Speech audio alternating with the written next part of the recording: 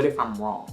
You know what I'm saying? Now I just accuse this man of being inappropriate with his minor cousin. And how do I come back from that? You know what I'm saying? And then what if I'm right? And so if I am right, and he does admit to, yeah, I like you, I'm trying to see what's up, then what? I have to deal with the reality that somebody that I looked at as a brother is being obviously inappropriate with me, and he's admitting to it. You know what I'm saying? And so where do I go from there? And so that's a real place. So forgive yourself, Ashley, for not knowing how to respond like a mature adult in a situation that was hella confusing. You know what I'm saying? And so I really had to like take it piece by piece and like, okay, the first time they cursed you out, what made you overlook that? You know what I'm saying? What made you give them a pass on that? And then unpacking the experiences that you had tied to prior to that, that made you feel like I have to accept this. What's caused you to lower your standards to feel like this is as good as it gets? And usually when we unpack it and get down to the root of it, which you know I'm all about getting down to the root of it, okay? And so getting to the root of it and not just judging the fruit. So the fruit is I allow, this person to treat me like this, or I deal with these type of people, or, I allow this type of behavior in my relationships. That's the fruit. But the root is, what is it that's causing you to feel like this is as good as it gets? What's affecting, or what's attacking your self-worth to make you feel like this is all I deserve? And I feel like once we deal with the root of it, the fruit will fix itself. You know what I'm saying? Because now once I understand, okay, this is what's contributing to that, now I can make better choices. Or I can give my 14-year-old self a break because I realized, listen, you were in a situation where you did not understand what was happening. You didn't feel like you had an option. So you just went with it. And so, typically being in the type of environment that I was in, I didn't know what to do. I just went with the flow of it. You know what I'm saying? To avoid ruffling any feathers, to avoid making somebody upset, or to avoid, being wrong. You know what I'm saying? I just went along with it. And as a result, it put me in a situation to where I regret for the rest of my life because it's affected every aspect of me. And so, I'm still unpacking this stuff, and I'm still working towards forgiving myself for something that I allowed to happen, based on somebody else's actions, and then there's the situations where, it's the stuff that we do, and it's the first 3 years of my marriage was extremely, when I say extremely challenging. Okay. And I thought it was all my husband. Like, I thought it was just, it's the way he talk, it's the stuff he do. If he would just do this, if he would just say this, we'd be all right. And once I started going to counseling, I started realizing, no, it's you. Okay. And so after I really started unpacking a lot of my stuff, not to say that he's perfect, but a lot of the issues that we were having was because of my brokenness and the way that I was responding to him as a result of my brokenness. And so once I started unpacking a lot of my issues, I started realizing, dang, man, like, I could have did this different. I could have responded this way different. And then, my sister shared this, because me and my sister, we both be on this whole research about different forms of abuse and different stuff like that, just to gain knowledge, to kind of understand our trauma a little bit better. And so she sent me this quiz to do. And so I was like, I started doing it. And so I'm doing the quiz, like, let me see if my husband has been emotionally abusive these last 8.5 years, right? So I'm doing the quiz or whatever. And there's not a lot of these that I'm checking off for him. But there's a lot of them that I've done, like the things that they're naming. I'm like, he hasn't done it to me, but I've done it to him. So I was like, wait a minute. And so I was like, I think I'm the abusive spouse. And so I realized that what was done to me, I had became the person that affected me in the sense of being emotionally abusive as a way of protecting myself. And so I had been in protective mode for so long that I didn't even realize that I had turned into this monster that I had been trying to run away from all my life. And so, I had my husband do the quiz to see what his answers would be. And I promised him, you know, this is not going to create an argument. I just want to know your thoughts. You know, what do you think? I want to see like where you're at and what your experience has been with me organically.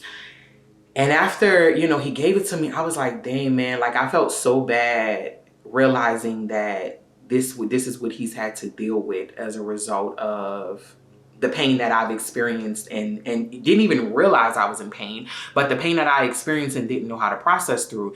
And so it made me feel so bad as a wife and as a friend to him that, you know, he's had to deal with that for so long. You know what I'm saying? And he's had to deal with it from the standpoint of, did it stop? He's had to deal with it from the standpoint of me not even knowing that I'm doing it. You know what I'm saying?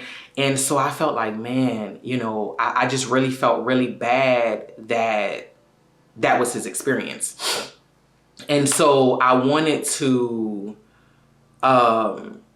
you know, I wanted to really like allow myself to sit with what that looked like for me to, you know, forgive myself for hurting somebody that I genuinely care about as a result of my pain.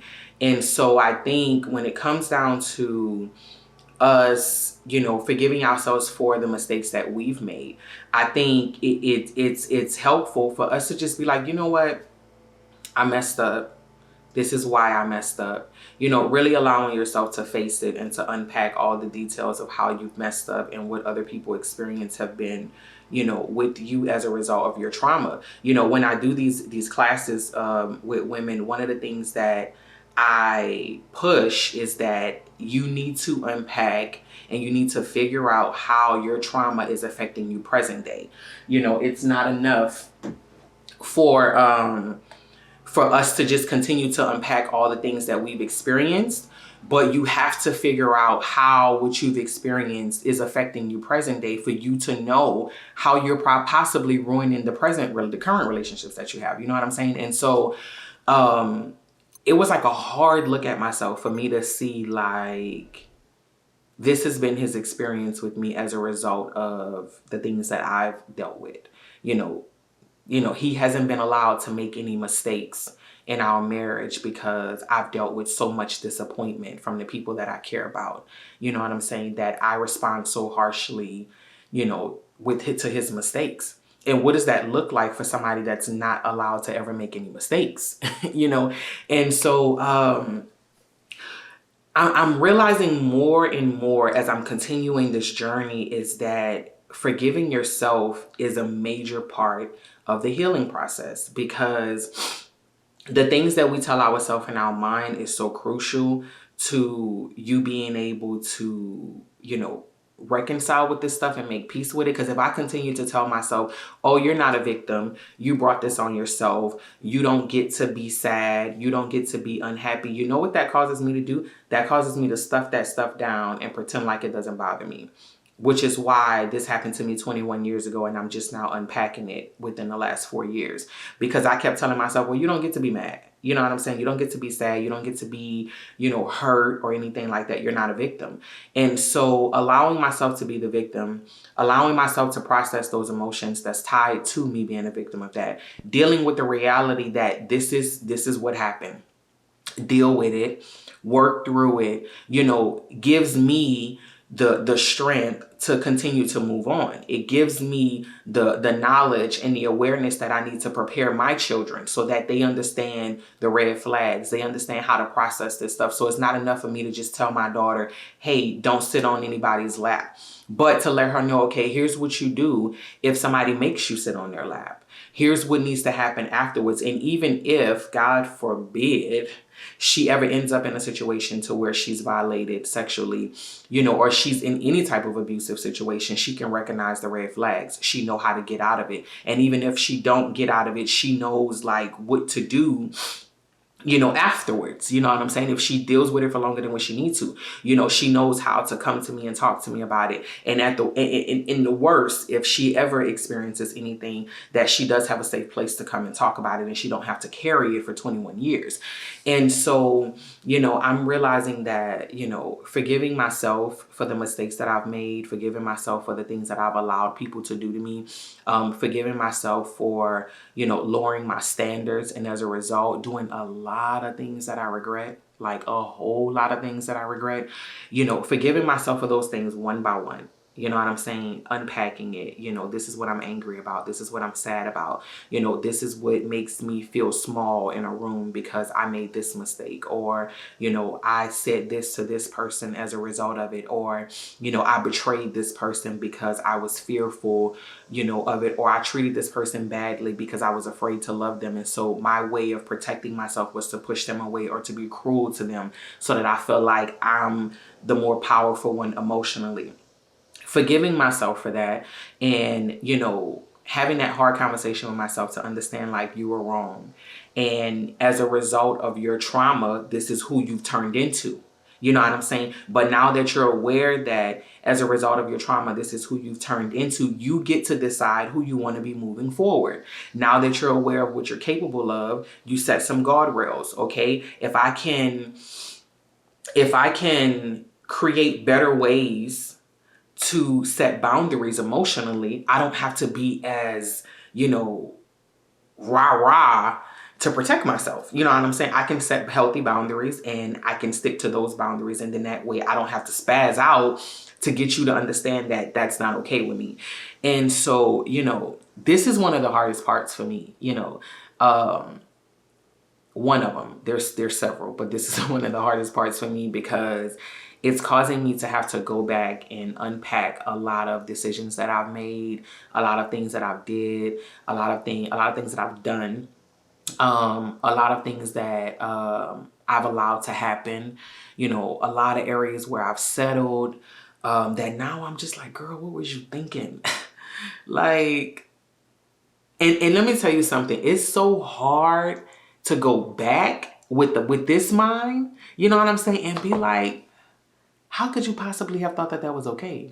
You know what I'm saying? How could you possibly have went to sleep every night happy in that situation, or thinking that you were happy in that situation? And I get so angry with myself because I'm like, girl, come on now. And I have to really show myself a lot of compassion and have a lot of positive self-talk. And it's funny, I was watching a podcast over the weekend, and with Sarita Jakes, and she made the comment that don't talk to your friend like that, talking about ourselves. And I was like, I love that. I was like, I'm gonna take that, and the next time I'm having a moment, I'm gonna be like, hey, don't talk to your friend like that. Because if you think about it, we spend the most time with ourselves. You know what I'm saying? Our words are more powerful towards ourselves than with anybody else, anything that anybody else says. And so, I promote, being able to talk yourself off the cliff at some point, getting to that point to where you can talk yourself off the cliff. And there's moments where, I'm able to talk myself off the cliff, but before I get to that point, I've said a lot of harsh things to myself because I'm so frustrated. And I was like, you know what? I'm going to use that. I'm be like, girl, you be nice to your friend, okay? Don't talk to her like that.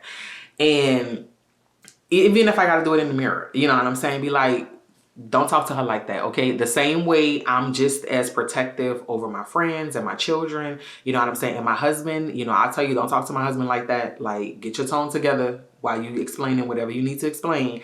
And so, I'm going to have to be that same way with myself and be like, no, ma'am, don't do her that. So let's have this conversation. Let's unpack it. Let's be honest about what you did and why you did it, and forgive yourself for making the wrong decisions because you had wrong information, and then let's figure out how we want to move forward. And so, I'm still going through this. You know what I'm saying? I'm still processing through this, but I really just wanted to share where I'm at when it comes to forgiving myself and allowing, other people to know that, there is freedom in being able to forgive yourself and to cast our cares on God and to give him that stuff, and to receive the free gift of forgiveness that he's given us, and to be able to truly, walk in forgiveness and release ourselves of the shame and the guilt of the mistakes that we've made and the things that were done to us, and the things that people try to put on us as a way of them relieving themselves of their own guilt. And so I just want to encourage you today that if you are struggling with something that you've been the victim of, or something that you brought on yourself and you're living with those consequences, what I've learned is that one of the easiest ways for me to make peace with those consequences is to reconcile with the mistakes that I've made and to really own those mistakes, unpack what contributed to that. And so to give you an example, there was a point where I was really bitter about my husband and I financial situation because we struggled a lot the first couple of years of our marriage. And when I thought back to all the careless decisions I made financially prior to getting married and all the things that we could have done to save and to make more money and to, spend our money wisely, I was really angry with myself for years because I felt like now that we have kids, we could have been in a completely different situation had we planned better. And so I really had to think about, okay, you weren't prepared financially. You weren't taught about how to save money. You weren't taught about credit and the importance of maintaining good credit and not messing your credit up because it takes forever for you to fix that junk. And so you weren't prepared for that. So you responded based on the information that you had. And so now that you know better, you're doing better. And so I had to go back and acknowledge the mistakes that I made, acknowledge the opportunities that I missed and that I didn't take full advantage of. I had to, process the facts of I wasn't given the tools that I needed to properly succeed in that area. And then now, okay, acknowledge the fact that now you know better and you can move forward and you can do better now. And I did. And so looking at situations like that, it really helped me to forgive myself for the mistakes I made and to move forward and do better and make a conscious effort not to make those mistakes again. And so now we're in a completely different place financially, and that's a result of us both sitting down and realizing, okay, we've made some mistakes in the past. This is why we've made those mistakes. Here's what we want to do moving forward. And so I think real true forgiveness within yourself is the key to continuing to progress to the best version of yourself and just giving yourself a break. We have so many other things that we have to worry about. We have so many people attacking us, whether it's on social media and other races, and different cultures and all this stuff that we have to fight against. And I'm not just talking about just as a woman or just as a Black person. I'm talking about as a human, because there's somebody against everybody. You know what I'm saying? And so we have so much other stuff that we have to fight with. We have an adversary that's on his job 24/7 fighting us. So with all the stuff that we have to fight with, the last thing we need to do is to be fighting with ourselves. So I just want to encourage you to do the work, to work towards, acknowledging the mistakes that you've made, acknowledging the things that you did not know or that you weren't aware of. Give yourself a break, forgive yourself, and move forward in an effort to try to do better. And be nice to your friend. You know what I'm saying? Be nice to your friend. Don't be like that with him or her. Whether it's a male or a female, be nice to your friend. So, I love y'all. I appreciate y'all for sticking with me even with this little break. I appreciate all the people that are still watching and still subscribing. And I am going to get back in there and keep on doing these videos. And so this was my, my little get it together, girl.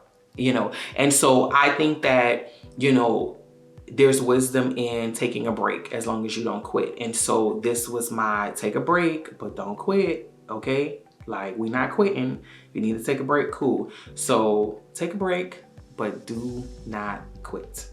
I love y'all.